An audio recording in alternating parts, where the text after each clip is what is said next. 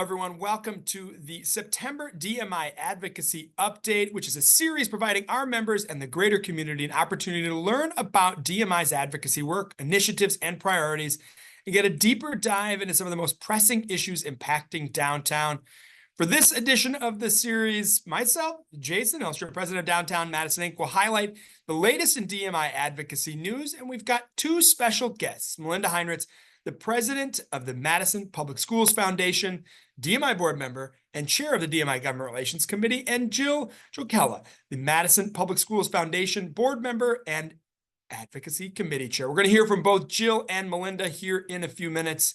I want to say a thank you to our sponsors for making this all happen. Our major series sponsor, Sinair, our friends at the Fiore Companies, and Hush Blackwell. So a huge thanks to Sinair, Fiore Companies, and Hush Blackwell. And as always, we have our good friend Chris Jillings, Senior Vice President of Business Development for Sinair, here with us today. Chris, what's the good word, my friend? Yeah, I think the good word is it's sunny, and fortunately, we don't have to deal with some of the same problems some of our neighbors down in the southeast are dealing with over the course of the last day or so, and we'll deal with in the coming weeks. Heartbreaking to see what's going on down there. There's no question. We're recording this, as the hurricane is progressing, and we wish everyone the best of luck and are thinking of them, and certainly will send all of our support. How's everything at Sinair? How's everything in Madison for you? Very good. It's like I said, it's a busy time of year. Anytime you're in election year, particularly for those of us in the investment side of just about any industry, there's a need to navigate a lot of uncertainty as people are asking questions about what's going to go which direction. So we're hard at work trying to make sure that that a lot of the housing that's been allocated credits here in Dane County and in the city of Madison is getting is going to get built, and trying to support those to the extent that we can, and at the same time helping partners on both sides try to navigate what are some real interesting times in capital markets. So, but at the same time, it's good to always and our support of this series is a chance for us to connect with the fact that what we're really doing in our day-to-day is building community. And grateful to see Melinda, our good friend from the Foundation for Madison Schools here, because I mean, if there's a single bedrock principle, even in housing, that we try to keep an eye on, it's there are going to be kids in these spaces, and it's providing affordable housing is getting them a safe, secure, and dignified roof over their head. But then it's also the rest of what's going on in the community that supports it. So really glad to see you here today, Melinda, and hear a little bit more about what's going on with your support of Madison schools, because that's a big part of what we do as well. Here, the schools certainly are the bedrock of our community. And thank you, Chris, for all you do for affordable housing, for creating community, for creating vibrancy here in the downtown and throughout our community. You're the best, Chris. I always love your updates. Ditto, Jason. Ditto. Yeah, Mutual Admiration Society. Well, maybe we'll just shower praise on Jill and Melinda here in a bit. But before we do that, I'm going to talk about what's happening in the DMI advocacy world. Downtown Madison Inc. was proud to be part of the Bus Rapid Transit East-West Line ribbon cutting ceremony at Sheboygan Avenue just a couple of days ago. We were very thankful to be invited. And DMI as an organization predates me and our support for bus rapid transit at about a dozen years. And it's absolutely thrilling to see the first line opened up. If you haven't got a chance, take a ride. It is rapid, it's fast, it's quiet, it's clean. The stations are great. This is vitally important for the success of downtown, for the schools, honestly, for the community, for transportation, clearly, but also it's an affordable housing issue. Affordable housing is about making sure people can get to their jobs and get to their housing and find more locations for that housing. And Bus Rapid Transit, the East-West Line, certainly does that as well. We're excited that the city continues to invest in potential new lines, including the North-South line, which they're working with partners in the federal government now to initiate as well. This will be a robust system to move people in and out of the downtown, and DMI continues to be a zealous advocate for the first BRT line, but all of those in the future. So kudos to the city of Madison. the Federal Transit Administration, Metro Transit, Wisconsin DOT, you name it, all those that were involved in this big project. Really was exciting to see.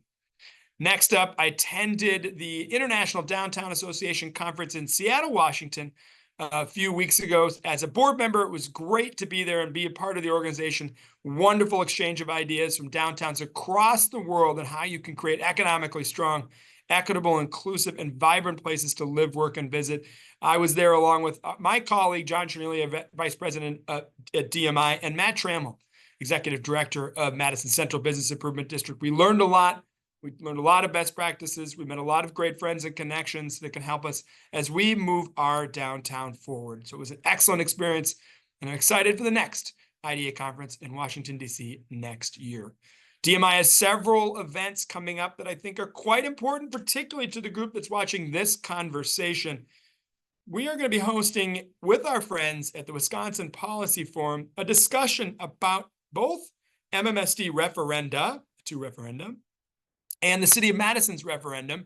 We're going to be bringing Superintendent Joe Gothard, Mayor Satya Rhodes Conway, Robert Proctor from the Realtors Association, and Melinda Heinrichs from the Madison Public Schools Foundation for a forum on October 17th at the Edgewater Hotel, starting at 6 o'clock. You do need to make a reservation so we have enough space. So please do go to our website, www.downtownmadison.org, to attend. We think it's going to be one of the only opportunities where both the mayor and the superintendent will be on one stage.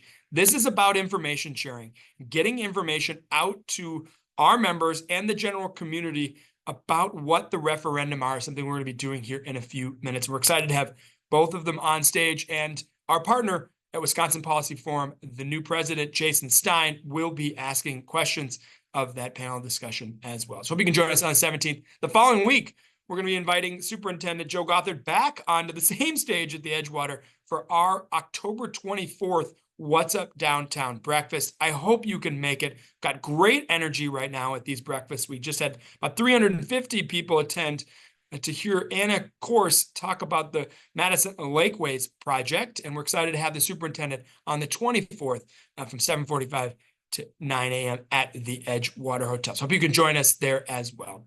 The last thing I have to add is a huge thank you to all of you who attended our annual celebration just a few weeks ago.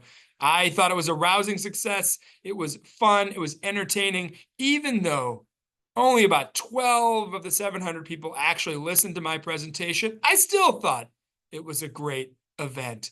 We were so thankful to make connections with the downtown, to celebrate all things downtown, to celebrate the food, the music, the streeteries, you name it. It was a wonderful event, and a big thank you to the DMI staff for all they did in putting it on.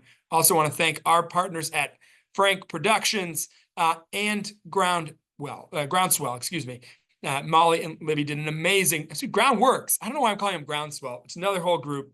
Flubbed it up. It's in the middle. We're not going to edit this out. Anyway, Molly and Libby, I think you're the best, even if I can't get your name right. We're so thankful for all of those that participated and to make our annual celebration success. We'll see you next year, even bigger and better. All right, on to the show.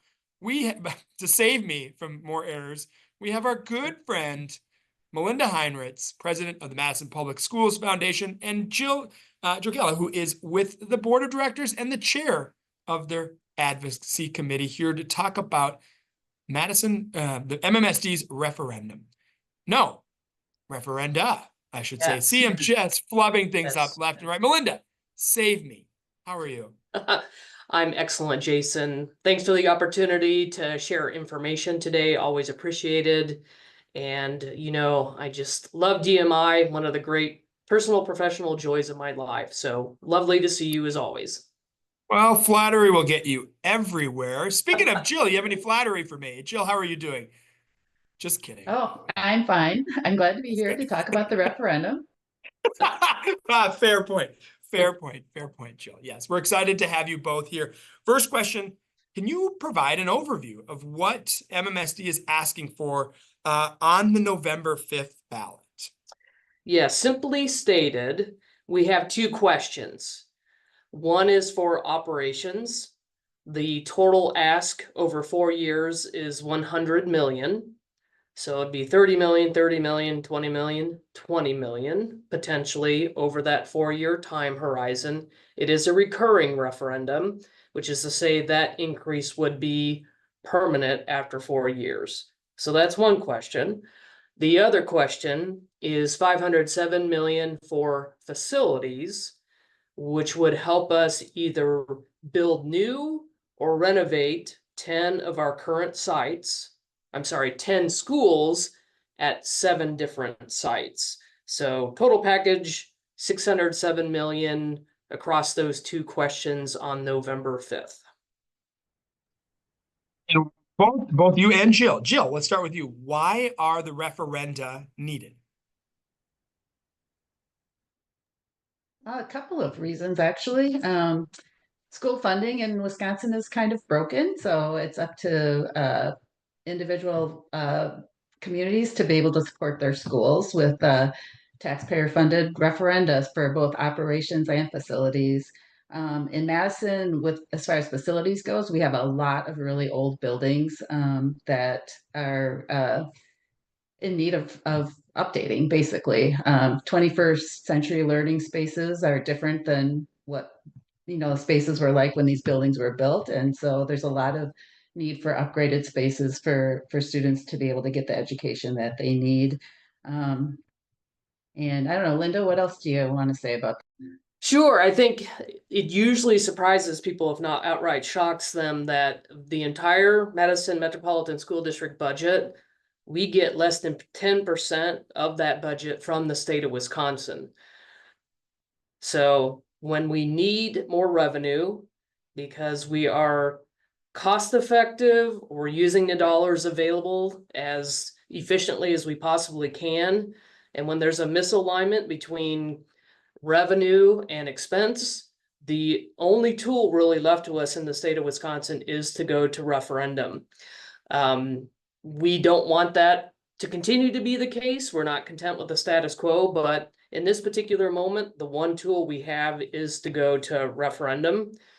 There are lots of ways in which we could describe what has happened over now more than 3 decades in the state of Wisconsin with K-12 policy. Most people would be surprised to learn that the state has not tied per pupil funding annually to inflation for over 15 years. That's just one way to describe it. There are a multitude of ways in which we do not have sufficient funds when education is more complicated and expensive than ever before. So we find ourselves again in a moment of, especially with not keeping up with inflation, during the pandemic, state funding was frozen 2 years in a row. We are at a point of a structural deficit, and a referendum will help us address that deficit, but also allow us to do some really exciting strategic investments in our school district.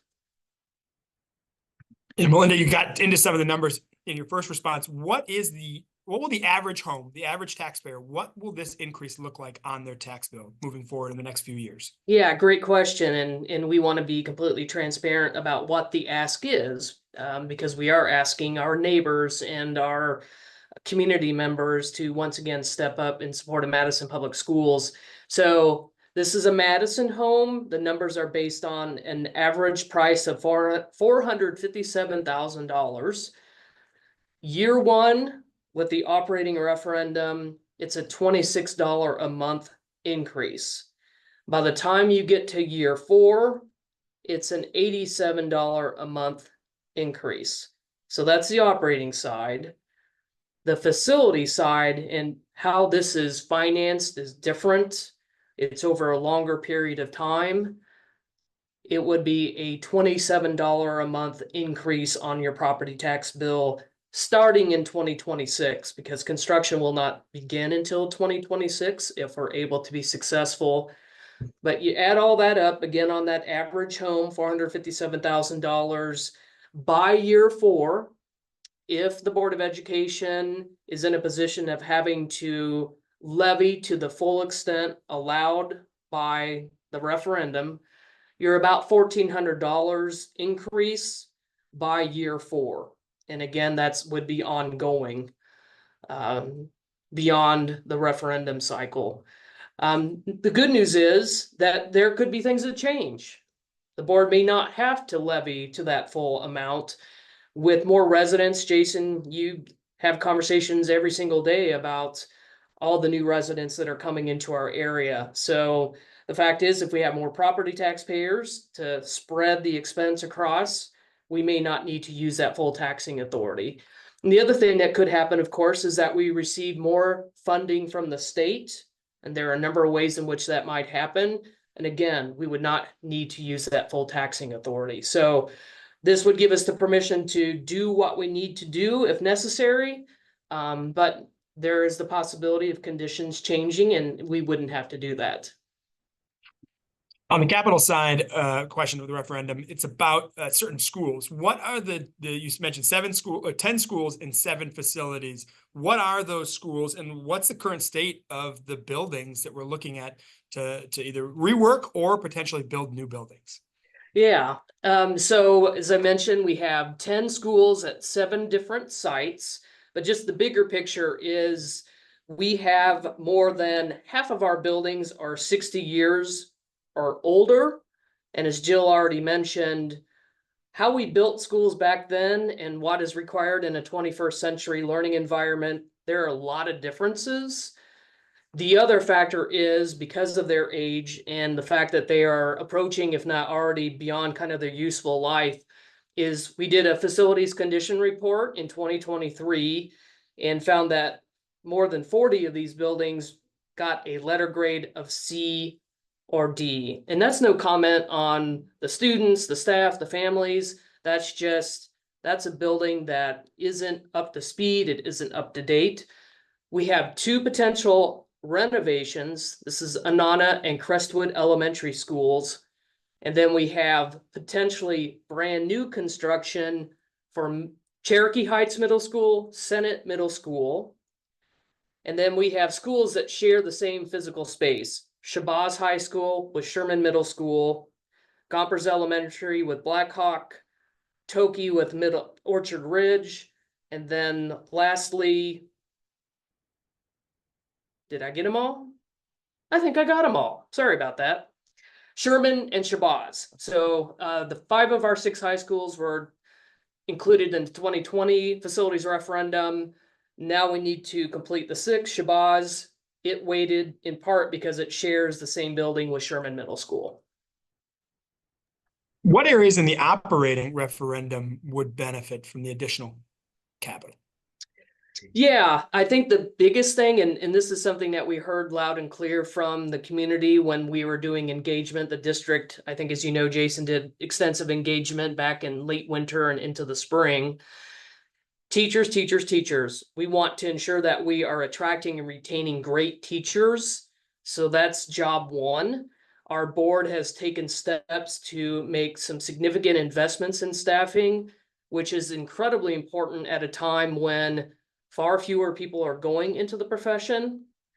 And even if you want to become an educator, you may feel, boy, it's going to be really hard to be able to afford to do that. So we really have to continue to ensure that we are offering a competitive compensation and we're able to retain and attract really high quality teachers. That's one part of it. Not a lot of time to go into detail, but being able to continue investments in the community schools strategy, which includes our Village Builders program, which has been incredibly successful. We have 4K now at 27 of our elementary schools. We want to be able to offer at all 32 and to be able to offer full-time 4K at those locations. And this is part of the district's continuing investment in early childhood academic programs. The earlier we can get started in helping our scholars get ready for their entrance into our public school system, the better. Continuing to expand our dual language immersion programs, which are available, I believe, at 21 schools. We have Hmong and Spanish, but is there another language or languages that we should make available? And part of this is we want to make sure our students are graduating and ready to participate in a globalized economy. lastly, and something I'm tremendously proud to be a part of a district where 61% of our students who are graduating now have college credits that they have already earned. We want to be able to continue and expand our dual certification and dual degree programs. These are game changers, especially for families that maybe are at the margins, maybe are less likely to pursue a post-secondary path. They're coming out of high school already with that certification or with an associate's degree, and it's been all part of a free public education system. So those are some of the exciting things that, especially the 2020 referendum, helped us start. We want to continue, but we also want to expand and make sure that we're providing exceptional educational opportunities for our scholars. On a bigger macro level, Jill, why are healthy schools so important for our community, and why is public schools really the base of the city of Madison and its success? Yeah, well, public education's a foundation of our democracy. That's kind of the way I look at it. I do a lot of work with the League of Women Voters of Dane County, and I had the great fortune this week. I went to talk to 2 AP government classes at East on Monday, and then I was at West to do a voter registration drive on Tuesday. And the kids are really inspiring and deserving of our support.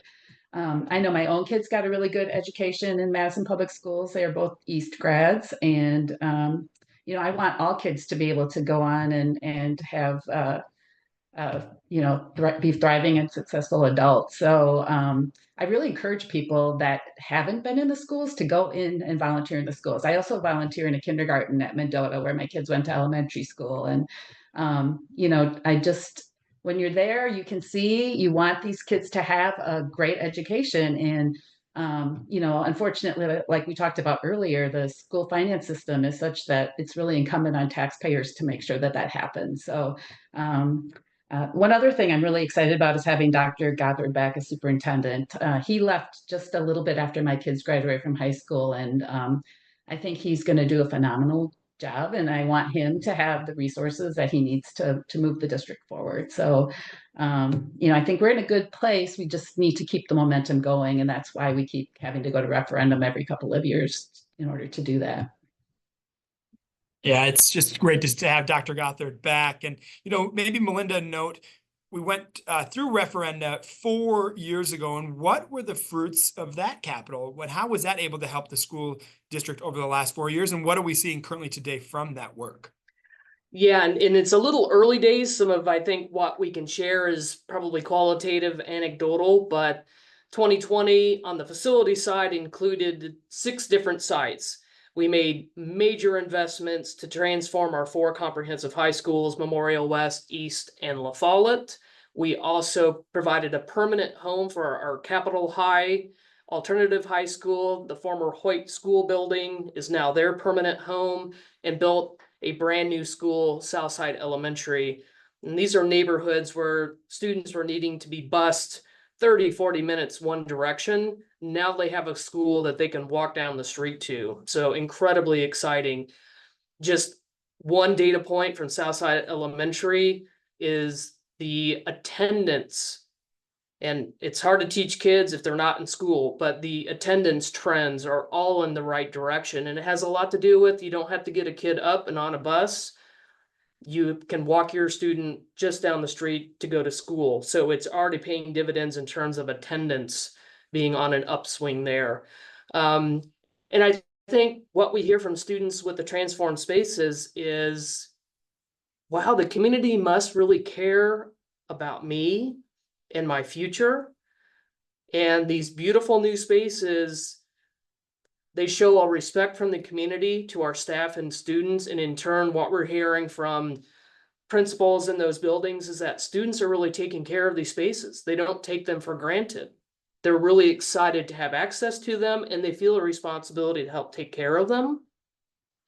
So I think there's only been incredible benefit, but early days, this is really the first full school year with those buildings completely done. But I can say, walking into a building with an alum and their reaction being, I hardly recognize the place, is exciting, because buildings have looked the same for a long period of time, and to go into your alma mater and see that every surface has been touched in some way, shape, or form is tremendously exciting to see our community invest in that particular way in our public schools. Melinda, a question right back for you is, how is the Madison Public Schools Foundation working to support the referenda? And if people want to get involved and want to help, what can they do to get involved? And Jill can tag team with me here because, of course, I'm staff and she is one of our really incredible volunteers on our board, but been involved with us since the last go around. But our role in starting an advocacy program is to be the ongoing as needed referenda hub for our community and our public schools. So we ran the 2020 $350 million Vote Yes to Invest campaign. We are managing the Yes Vote campaign in 2024 called Strong Schools, Strong Community. We take very seriously the ask to the community. We take very seriously our responsibility to our school district. And one way to couch this is, in our first 24 years or so, we've been able to work with the community to secure about 38 million in resources for our public schools.